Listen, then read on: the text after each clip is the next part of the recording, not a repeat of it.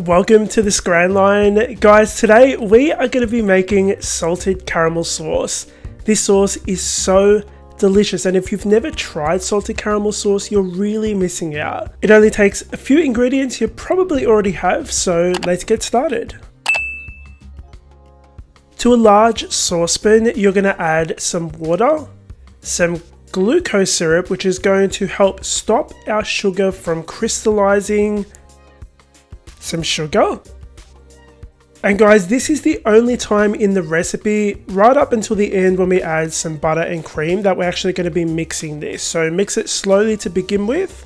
Once you can see that the sugar and water are mostly dissolved, you can stop mixing, and we're going to let this do its own thing. So it's going to come up to a gentle simmer. As it's simmering, those bubbles are actually getting like little sugar crystals on the side of the pot. You want to make sure you brush those down. It's an extra insurance policy to make sure that this doesn't crystallize. And when I mean crystallize, I mean that one time it actually happened to me, and basically the entire thing turned into one big hard toffee, and I ran outside into the backyard, tipped it in the garden, and started again. So this is going to take about 8 or 10 minutes to get to that deep dark color. Now, as soon as it starts coloring, you don't want to leave it side because it will darken very quickly and burn even quicker, and nobody wants to eat burnt toffee. Now, another thing I should mention is that before you start this recipe, you want to make sure you have all the ingredients ready, because as soon as it reaches kind of a dark caramel color, turn the heat off or take it off the heat. Keep in mind it's going to continue darkening and cooking in the pot, so don't let it get way too dark, otherwise it'll just burn the longer it's in the pot. So about 8 or 10 minutes before you turn the heat off, add the butter.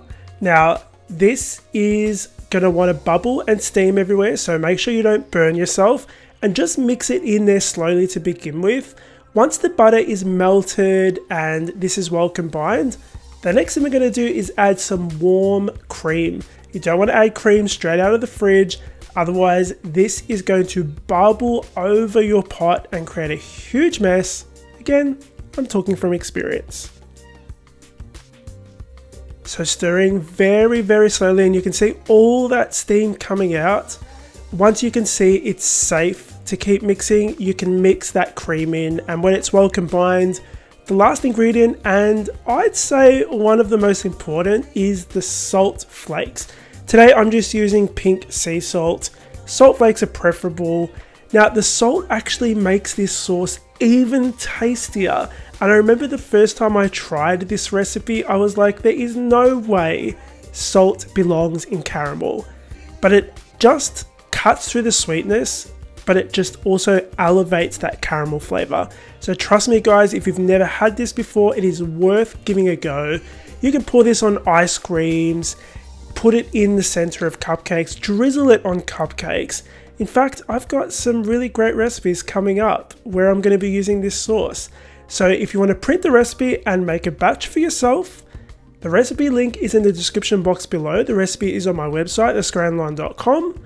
I hope you guys enjoyed spending time with me in my kitchen. I can't wait to show you next week's episode, which is my caramel monkey bread. More recipes are up on screen. I'll see you all on the next episode of the Scran Line.